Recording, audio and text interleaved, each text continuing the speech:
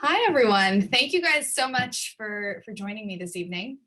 For those of you I haven't met, my name is Lindsay Tanne. I'm the founder and CEO of LogicPrep. And I'm actually speaking to you tonight from my office here in New York, where I haven't been for the last month prior to today, but alas, my house actually lost power last night. So I'm adapting, which I guess given the theme of tonight's discussion actually feels sort of appropriate. And I really appreciate the opportunity to talk with all of you just about how the admissions process has been impacted as a result of the circumstances arising from the crisis that we're all facing. And I'm really grateful that we could all be here and for the questions that you've all submitted in advance.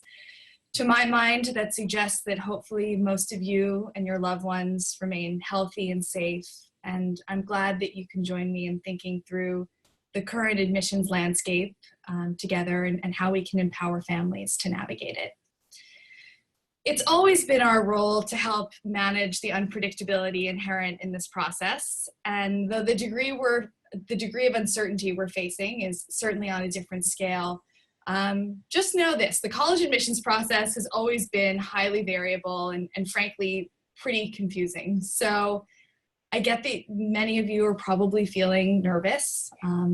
I understand, I get it. I was myself when I applied, and the circumstances were pretty calm and pretty normal at that moment. I attended Horace Greeley High School in Chappaqua, and I went off from there to Harvard. And for the last 13 years, my team of really highly skilled and insightful tutors and former admissions officers and I have guided students both in Westchester, where I am tonight, and around the world in person and online through their college admissions journeys. And since the beginning, we've really combined ongoing insight into the evolving admissions landscape with deep understanding of each student to help them develop the best strategy and navigate the process to his or her optimal advantage. So that's what we'll be talking about very shortly. All right, so I'm gonna go ahead now and share my screen with you all.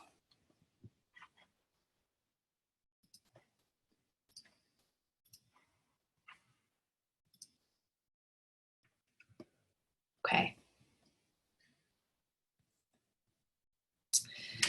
So tonight we're going to discuss what specifically has changed in light of the current crisis, how these changes may impact your admissions process, and what you can do to navigate these changes and maximize your outcome.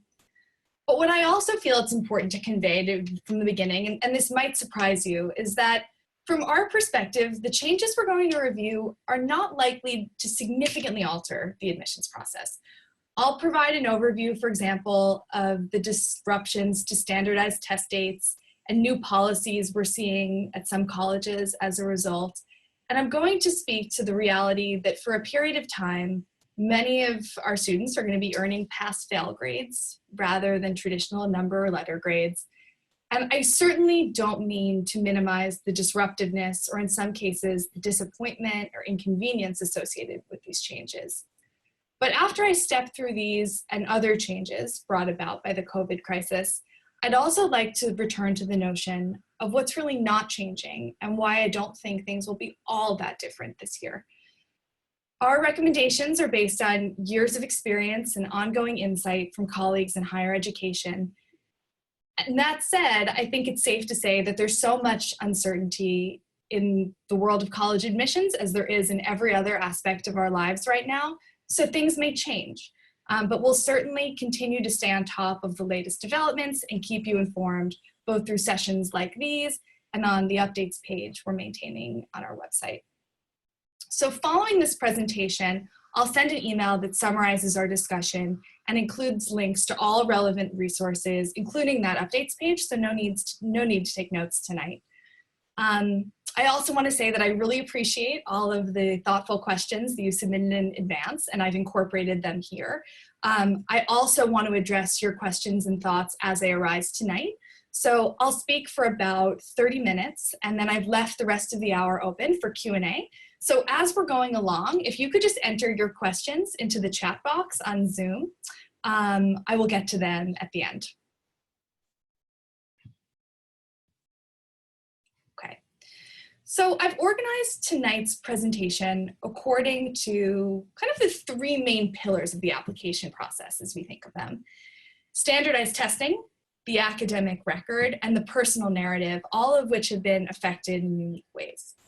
We'll address the impact of the crisis on each of these areas, then talk more broadly about school selection and timeline in our new reality and how you can adapt your plans accordingly.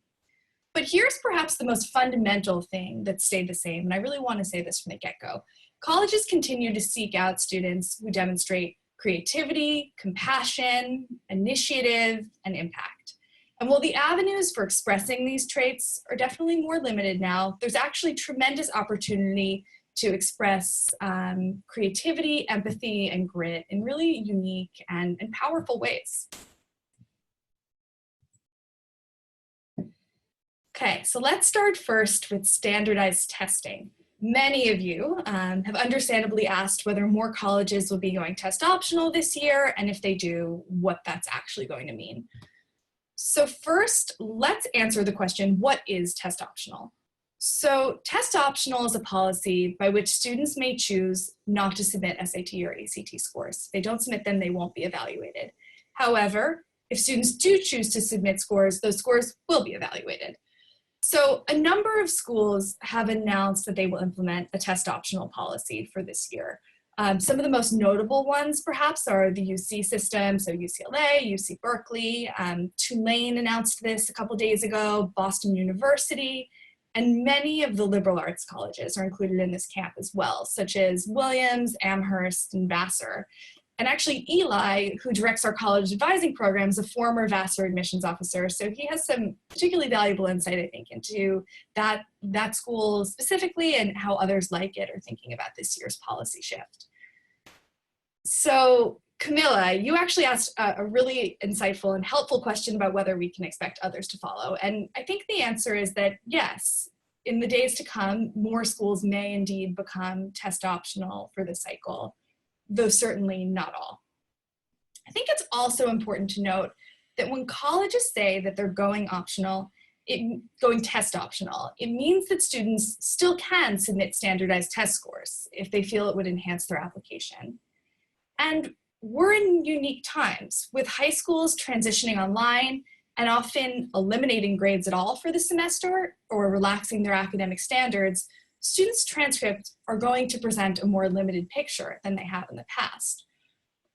So Juliana, to answer your question, in some ways, SAT and ACT scores may paradoxically actually be more meaningful this year. That's because test optional doesn't mean the test scores won't be reviewed, or for that matter, that admissions will be easier. So I think it's worth looking actually to the University of Chicago as a powerful example of that. So UChicago first went test optional in 2018. And that first season of admissions, of test optional admissions, their average reported standardized test scores actually increased, which makes sense, right? Because stronger test scores are going to be submitted. Students who don't score as high are going to opt not to submit. But I think what's particularly interesting is that their admissions rate actually went down that year from a little over 7% to a bit over 5%. So what that suggests is that this year in particular, colleges have to and should be sensitive about not unfairly disadvantaging students who are going to be unable to take the test given the circumstances, but we can't make the assumption that the applicant pool will be less competitive. And the more strong data points that you can present, as always, the more compelling your application will be. So as colleges are responding by, in some cases, shifting their policies, the SAT and ACT are trying to figure out what to do. It was actually reported that about 1 million 11th graders were scheduled to take the SAT for the first time this spring, and they're predicted to remain without scores by the end of March, which is not all that surprising, but a huge number. So understandably, the College Board CEO, David Coleman, said recently that they're in the process basically developing solutions and alternatives for how to address this, and has alluded to the possibility of developing an online version of the SAT for students to take from home if schools aren't able to reopen in the fall. The AP exams are also administered by the College Board. And I think the fact that they've been moved online for the month of May and students will be taking them at home is certainly a testament to the efforts that are underway. So I think that will be an important trial run in a sense for the College Board, and more to come on what will happen for the SAT. And similarly, the ACT has alluded to the possibility of developing an at-home online testing option as well. As many of you know, the ACT was intending to roll out a digital testing option for US students in September anyway, and they're actually exclusively computer-based internationally. So according to the ACT, they're, quote, working hard to ensure that every student in next year's 2021 graduating class who wants to take the ACT has the opportunity to do so. And with that in mind, I would say let's see how things unfold. So just a little bit of clarity, I suppose, also around the SAT and ACT dates. The May SAT has been canceled. And for now, the next upcoming dates, which are the June and August SAT and June and July ACT, are still on, though I think we can all acknowledge that the probability of them being canceled is real. With all that in mind, I'd say to juniors, if you've been preparing and you're seeing improvement, maintain your momentum.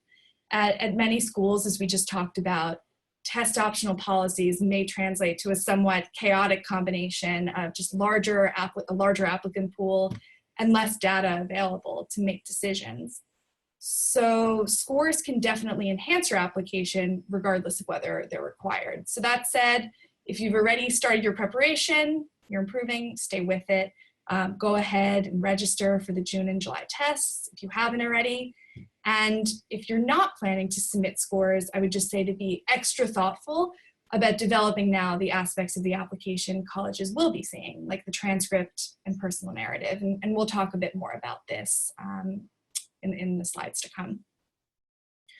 For sophomores, now is actually the moment to probably be taking SAT and ACT diagnostics and deciding which test is right for you. So you could potentially start preparing over the summer or in the fall, as most of our sophomores have done in the past. Some sophomores actually are opting to use this time to begin earlier as well and kind of utilize the downtime, give a little bit more structure to their days. For the vast majority of colleges that are going test optional, the decision pertains to this application cycle only. Or like in the case of Tufts, they've indicated a timeline as well. It's a 3-year timeline. But for the vast majority of schools, it really is a 1-year change in response to what's happening today. And for freshmen, I would say, honestly, take advantage of the opportunity to read. Both the SAT and ACT are incredibly reading intensive tests. If you have older siblings or older friends or students, I'm sure I've heard them lament that. And it really takes time to build the skill of being a good reader. So like I say to our students all the time, the more you can read, the better. It doesn't matter what you're reading, books, magazines, newspapers, whatever, just keep reading. So let's talk a bit about how the subject tests fit into this. And Cheryl, you asked whether students who are not able to take the subject tests and submit scores would be at a disadvantage. And in short, like the SAT or ACT, I do think subject tests will be more optional this year, but also potentially more additive. Subject tests are subject-specific exams in the area of a student's choice. So everything from math to biology to history that are typically either recommended or required by the most competitive schools. So May is a popular time for subject testing since it coincides with the end of the academic year and APs. So unfortunately, the cancellation of this May's subject test has thrown a wrench in many students' plans. That said, if you were planning on taking them, I'd say continue preparing with a look toward the June and August tests, which may be online, we'll see. It's also, I think, worth noting that given the abbreviated format of the AP exams, the subject test, like the SAT or ACT, will be an additionally valuable opportunity to demonstrate academic prowess. And then a quick note on English proficiency testing for our international students. And this is typically just the TOEFL. But these exams are required for any non-native English speakers, and that requirement still stands at most schools. Interestingly, the TOEFL test is always taken on a computer, and test centers tend to be pretty chaotic since students actually need to talk into their device when they take the speaking section. So the TOEFL has allowed students now to take the online test, of course, from home. And frankly, that actually feels like a real win because you're not going to be talking into the screen with other test takers around you. So if you have not taken the TOEFL yet, this is for juniors especially, and you plan to do so, go for it. The other test you might want to consider, if that's kind of been part of the conversation around English proficiency testing, is the Duolingo English test. Kind of sprung up maybe about a year or 2 years ago as a competitor test to the TOEFL. They also have an online option that can be taken from home. So now is certainly the time to do it. All right, so if you guys have any questions about standardized testing as they're in your mind, now's a good time to write them into the chat.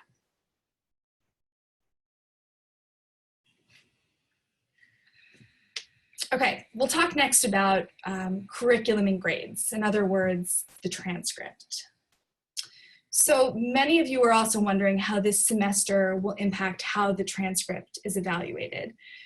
And as I alluded to earlier, a number of high schools have either moved to a pass-fail grading system or relaxed their academic rigor by either eliminating final exams or making similar adjustments. So what are the implications there? And the first thing is that means that other parts of your academic record, specifically, I would say your grades before and after this time period, will matter more. The other subjective aspects of your application, like your extracurriculars and your leadership, are also bound to assume a heavier weight. With less information available to evaluate students, admissions officers are going to rely on what is there. It's also really important to note that no matter what grade level you're in, it's your responsibility to ensure that you're actually learning the stuff. So much of the high school curriculum is cumulative. So even if it's pass-fail and the stakes feel a bit less high in the moment, you really are not going to want to enter into next year's classes with gaps in your knowledge. So I would say be honest with yourself about the challenges that you're facing and put in the effort you need. Seek out support from your teachers, from other resources. Our tutors are closely attuned to the latest developments in the AP curriculum and can support nearly any academic subject. So just think about what you need in order to be able to do your best in the current climate of your academic work. And for juniors especially, it's going to be especially important now to thoughtfully seek out opportunities to connect one-on-one with teachers and demonstrate your engagement and your commitment since you're not actually seeing them face-to-face. Remember that these are the teachers who are going to be writing recommendations on your behalf, so you want to make sure that they have a window into who you are as a student and person as you always would. And I think with the shift to pass-fail grades and the lack of proximity in person, students might be understandably kind of tempted to disappear from a teacher's radar. Certainly much less effort is going to be required for a solid pass than for an A+. But now more than ever, our students can really shape the impressions that their teachers have of them, whether by being courteous and thoughtful in their communications, or even more importantly, by reaching out to teachers to engage with the material and ask questions despite the fact that the grades are only pass-fail. And then there are some additional challenges for students who are taking AP classes. So let's talk a bit about that. John, you asked how students can prepare for the APs given the new testing guidelines. To clarify, AP exams are still on, albeit a bit different. So they're shorter, they're only 45 minutes, free response only, which just means essays. They're open book, and students are going to be responsible only for the topics and material that most classes covered through early March. So open book, I think, sounds great, but as many college students can attest, it doesn't necessarily mean easier, especially with only 45 minutes to complete the exam. In fact, it's possible that the College Board uses more challenging questions this year in order to better assess students' mastery of the material in what's certainly a more abbreviated format. So I would definitely advise to use the College Board website, and I'll send off a link to the best resources following this to familiarize yourself with the types of free response questions that will be included and what types of questions you might be tested on. We're also offering complimentary AP US History and Chem courses. So if you haven't signed up for those, we actually have them recorded as well, and we'd be happy to send those along. And our tutors are available for one-on-one and small group prep sessions too. For IB students, and this is mostly our international students, some things have changed as well. So typically, IB tests are given either in May or November of the student's last year of high school. And well, the May IB tests are canceled. For now, the November tests are still on. So for the majority of seniors who graduate in June, the May test cancellation actually shouldn't have any impact on your admissions outcome, since US offers are not conditional on receiving actual IB scores. What this does mean, however, is that since there are no culminating exams, how students perform in their classes is more important now than ever. And in a few rare cases where IB exams are given in May before the student's last year of high school, well, those scores will now be substituted with school grades. And this is a bit of a more unique case that's specific to just a few schools. So we can talk more about that on an individual basis. But overall, all IB students, like all of our students, should make sure that they're in contact with their teachers about how they can really maximize their academic performance during this time.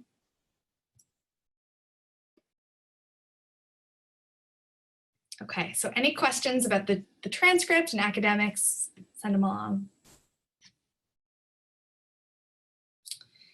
And now we'll get started talking about the personal narrative, which is really the area where students arguably have the most control, I think always, but perhaps especially now.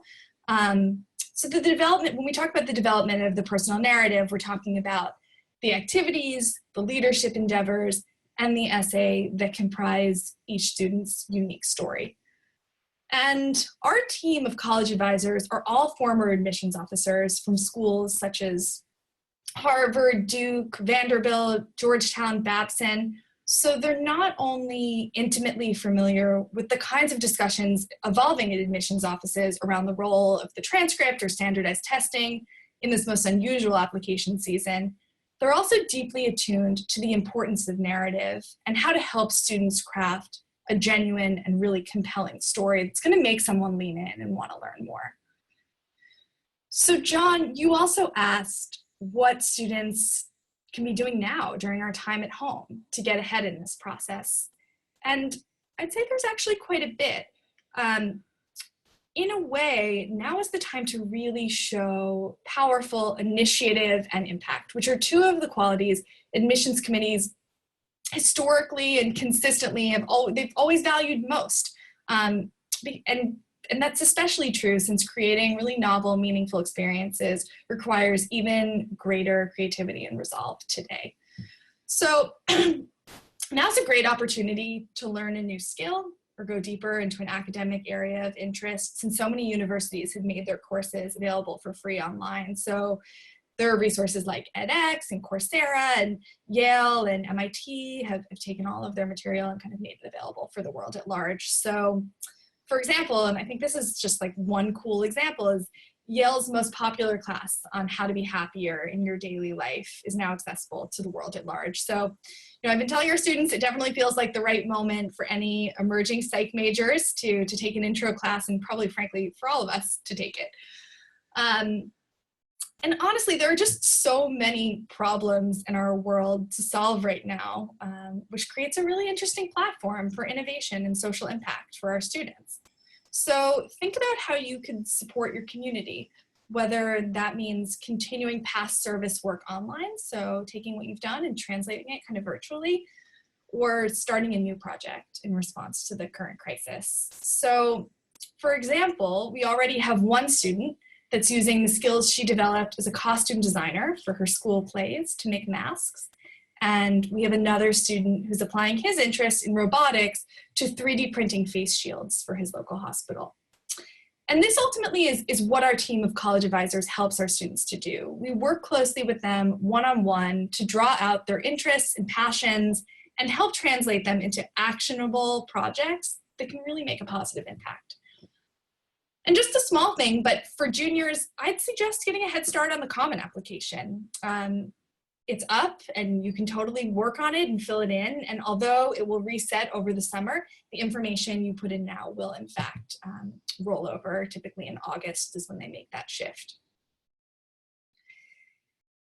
Another interesting area to consider around the personal narrative is the impact on the essay. And I have to admit that I'm actually a little afraid that quarantine essays are going to become kind of the new essay cliche, like writing about your service trip abroad or the grandparent who influenced you.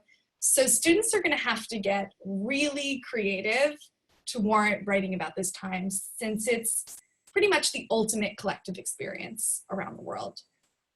So now more than ever, I'd encourage our students to be thinking about what makes you, your interests, and your experiences unique, and to use this time to cultivate those facets of yourself so there's plenty of inspiration when it comes time to start writing.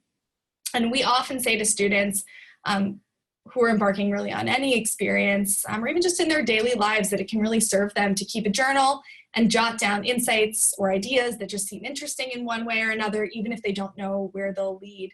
So I'd say that that's especially true today, and frankly could turn into kind of a cool time capsule at the end of all of this. So I think that's probably one of the more kind of interesting and low-key ways to start thinking about the essay before it's time to really, really start writing, because we do have a bit of time for that.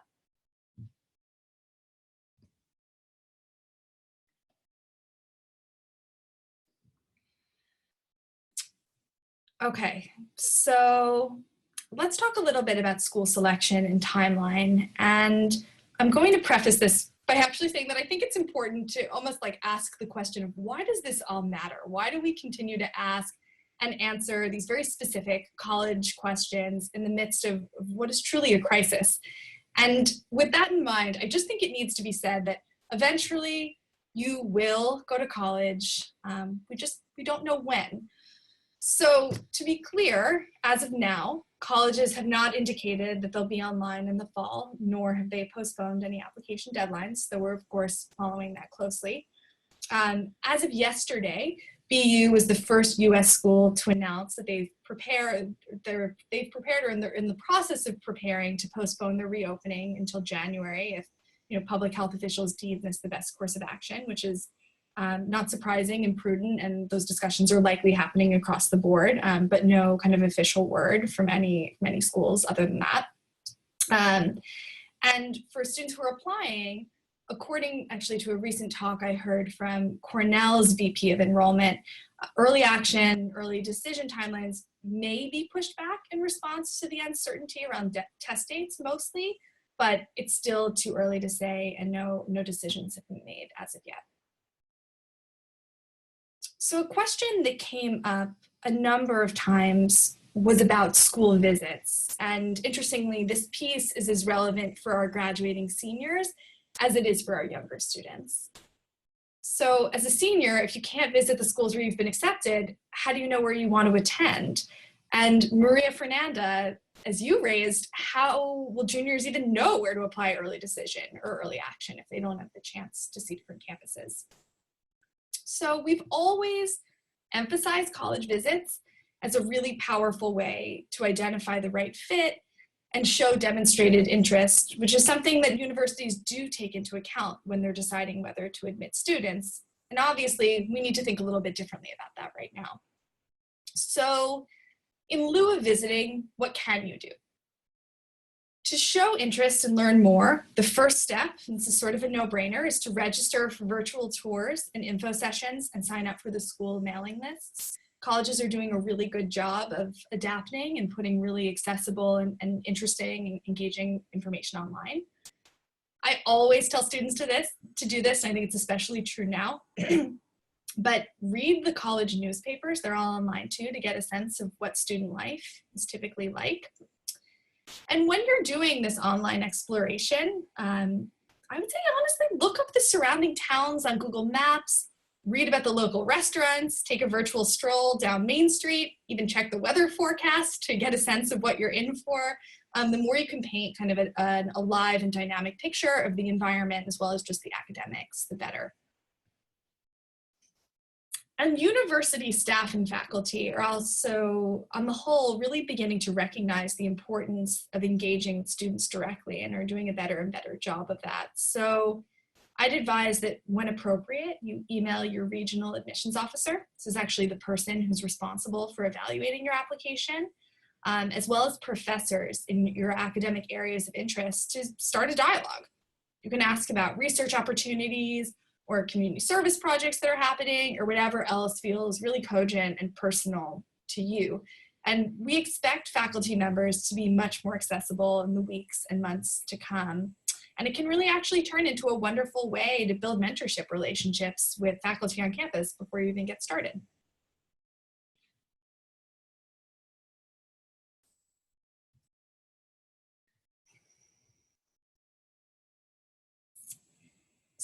In the background here, you'll see a number of logos representing just a handful of schools where our students have matriculated over the last decade. And we're fortunate to have a network of over 1,000 LogicPrep alumni spread out all over this country, most of whom are in college currently or who are recent grads. And they will be super excited to share their experiences and offer a more candid and personal take than I'm pretty sure you'd ever get on an official college tour, whether that happens on campus or online. So feel free to reach out to me anytime. My email address is at the bottom of these slides. If you'd like to connect with an LP alum at a school you've either been accepted to or you're considering, I absolutely love making these intros, and our students are always excited to talk and to connect. And I want to close by saying that while the changes I've described tonight are by no means simple or straightforward, the college application process has always been characterized by sort of infuriating idiosyncrasies and what often seem like diametrically opposed policies and processes, or at least that's been the case for as long as I've been guiding students. And yes, the changes are on a broader and more disruptive scale than those we've seen in the past, but we're well equipped to illuminate both what's changing and what's not, and to help you craft and tell your story, and to answer the question of who you are and who you want to be, which feels more important now than ever. So with this in mind, I'm always available to talk one-on-one, to answer any college admissions questions you might have, COVID related and otherwise. And with things changing so rapidly, I also want to assure you that we all remain up to date. So please be sure to follow us on social media. We're constantly posting updates. Read the latest posts on our website and return for future webinars, I hope. I intend for tonight's presentation to be the first of a series, so I look forward to seeing you all again soon. So on that note, I am going to unshare my screen. I'll take a look at some of your questions and we can begin to address them.